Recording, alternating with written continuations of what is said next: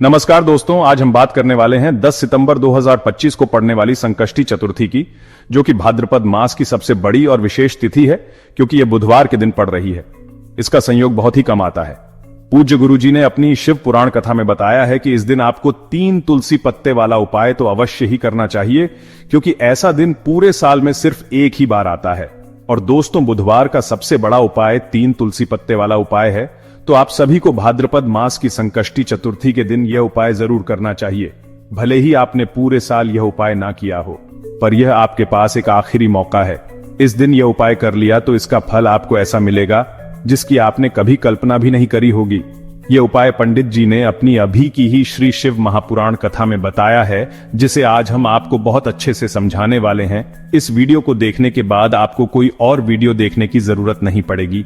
3 तुलसी पत्ते वाला उपाय देखिए। भाद्रपद मास की संकष्टी चतुर्थी का दिन इतना खास और महत्वपूर्ण होता है कि कभी कभी बड़े बड़े पूजा पाठ और अनुष्ठान से जो मनोकामनाएं पूरी नहीं होती हैं, वह इस एक छोटे से उपाय को करने से ही पूरी हो जाती है। इस उपाय से आपके घर के दुख और समस्याएं दूर होती हैं, और यदि आपको उनका कारण नहीं पता, जैसे पितृदोष या मंगल दोष, तो भी यह उपाय लाभकारी है। यह एक ऐसा उपाय है जिसे किसी विशेष दिन पर किया जाए तो उस विशेष दिन का फल तो मिलता ही है, पर उस दिन पर इस उपाय को करने से हमें उससे भी बड़ा और जल्दी फल मिलता है, क्योंकि आप ये उपाय बहुत ही बड़े और विशेष दिन पर कर रहे हैं।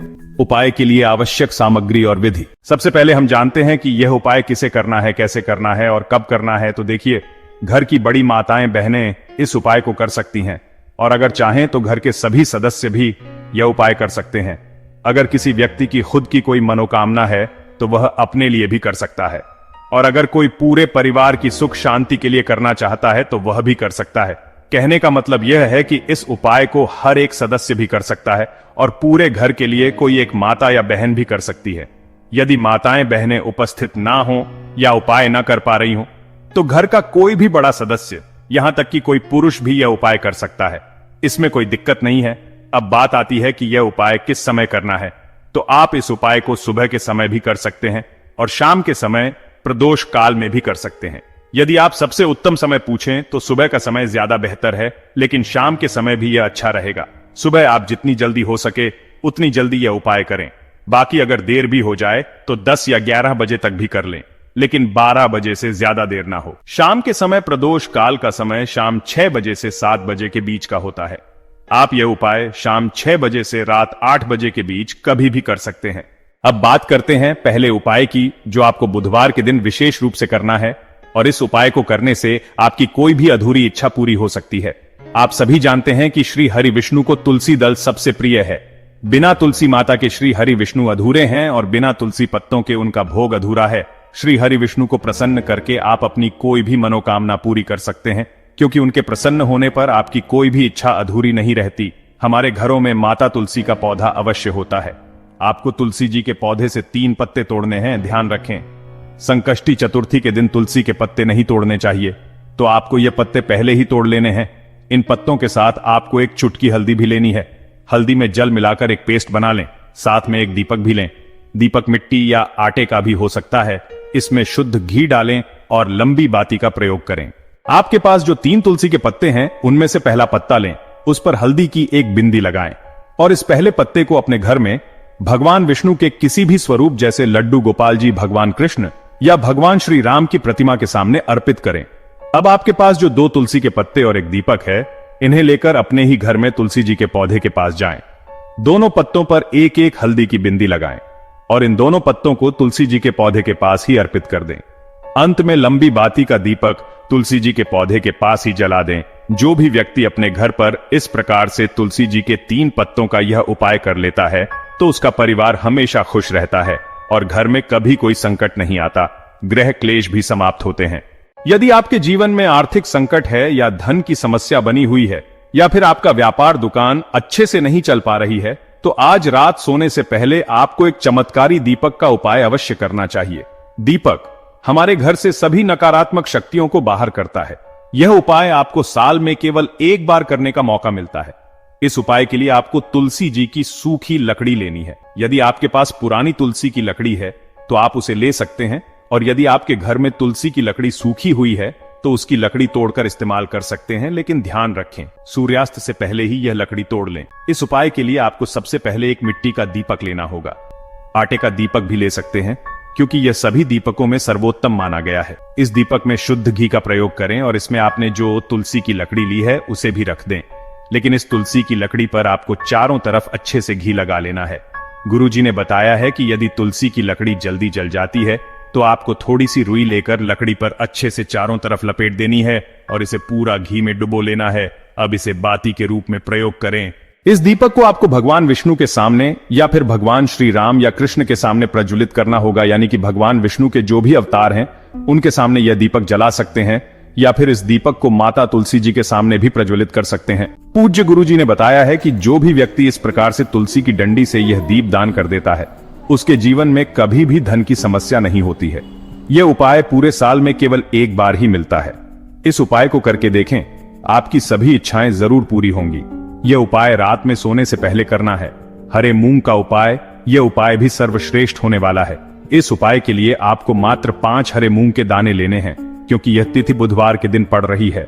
हरे मूंग के दाने साबुत होने चाहिए, खंडित नहीं होने चाहिए। साथ में एक तांबे के पात्र में घर से शुद्ध जल ले लें। अब इन सभी सामग्रियों को लेकर सीधे भगवान शिव के मंदिर में पहुंच जाएं। इस उपाय को भी आप सुबह या शाम के समय कर सकते हैं। भगवान शिव के मंदिर में पहुंचने के बाद आपके पास जो 5 हरे मूंग हैं, उनमें से पहला हरा मूंग शिवलिंग के सामने जो नंदी महाराज होते हैं और उनका जो पैर उठा हुआ होता है वहां पर समर्पित करें और ओम नमः शिवाय मंत्र का जाप करें। फिर आपको दूसरा हरा मूंग लेना है और शिवलिंग पर जो श्री गणेश जी वाला स्थान होता है वहां पर समर्पित करना है, यानी कि शिवलिंग के सीधे तरफ दूसरा हरा मूंग समर्पित करें और ओम नमः शिवाय या श्री गणेशाय नमः मंत्र का जाप करें। तीसरा हरा मूंग भगवान शिव की सबसे प्रिय पुत्री माता अशोक सुंदरी वाले स्थान पर समर्पित करना होगा। शिवलिंग की जो जलाधारी होती है, जहां से जल बहकर आता है, उसी जलाधारी के बीच में जो उठी हुई लाइन होती है सांप की आकृति के रूप में, वहीं पर आपको तीसरा हरा मूंग समर्पित करना है और ओम नमः शिवाय मंत्र का जाप करें। अब चौथा हरा मूंग भगवान कार्तिकेय जी का जो स्थान होता है शिवलिंग पर, वहां पर समर्पित करें और ओम नमः शिवाय मंत्र का जाप करें। अब आपके पास जो 5वां और अंतिम हरा मूंग बचा हुआ है उसे आपको उस जल के पात्र में डाल देना है और इस हरे मूंग से युक्त जल से आपको भगवान शिव के शिवलिंग का अभिषेक करना है। धीरे धीरे जल चढ़ाते जाएं और लगातार शिव महापुराण के मूल मंत्र श्री शिवाय नमस्तुभ्यम का जाप करते रहें। फिर आपको शिवलिंग के सामने बैठकर जिस भी कामना के लिए आप यह उपाय कर रहे हैं, चाहे बच्चों की बुद्धि ज्ञान के लिए, व्यापार में वृद्धि के लिए, नौकरी के लिए, इंटरव्यू के लिए या धन की प्राप्ति के लिए, उसकी प्रार्थना महादेव से करें और फिर वापस घर आ जाएं। पूज्य गुरुजी ने कहा है कि जो भी व्यक्ति इस उपाय को कर लेता है तो यकीन मानिए आपके जीवन के सारे संकट, कष्ट और बाधाएं समाप्त होंगे। पीले चावल का उपाय, यदि आपको लगता है कि आपको किसी भी चीज में सफलता नहीं मिल पा रही है, किस्मत का साथ नहीं मिल रहा है, तो आपको गुरु बृहस्पति को मजबूत करना बहुत जरूरी है। पूज्य गुरुदेव ने एक बहुत ही सुंदर उपाय बताया था। इसके लिए थोड़े से अक्षत यानी पीले चावल लें। पीले चावल कैसे करने हैं? 11 चावल के दाने लें और उनमें पीला चंदन मिलाकर चावलों को पीला कर दें। साथ में एक बेलपत्र और तांबे के पात्र में जल लें। यह तीनों सामग्री लेकर बुधवार संकष्टी चतुर्थी के दिन सुबह से लेकर रात तक जब आपकी इच्छा हो तब आप यह उपाय कर सकते हैं। अब आपको भगवान शिव के मंदिर में जाना है। जो एक बेलपत्र है वह माता अशोक सुंदरी वाले स्थान पर अर्पित करें। डंडी का हिस्सा जलाधारी की तरफ हो, इस प्रकार से बेलपत्र अर्पित करें। जब बेलपत्र अर्पित करें तब कुंदकेश्वर महादेव का नाम लें। अब जो चावल के दाने आप लेकर आए हैं वह भगवान शिव के शिवलिंग पर अर्पित करें।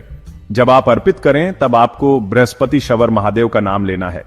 बृहस्पति शवर महादेव ही एक ऐसे महादेव हैं जो आपके गुरु ग्रह को मजबूत करते हैं। तो इस प्रकार से चावल अर्पित करें और अंत में एक लोटा जल धीरे धीरे पतली धारा से बृहस्पति शवर महादेव का स्मरण करते हुए या श्री शिवाय नमस्तुभ्यम का जाप करते हुए अर्पित करें।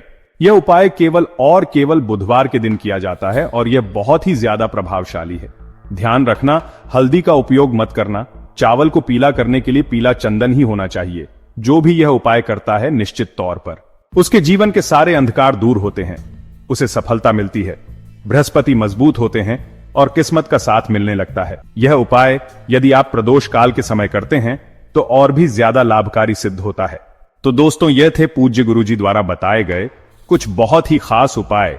अगर आपको जानकारी अच्छी लगी हो तो वीडियो लाइक करिएगा। मिलते हैं फिर एक नए वीडियो में। श्री शिवाय नमस्तुभ्यम।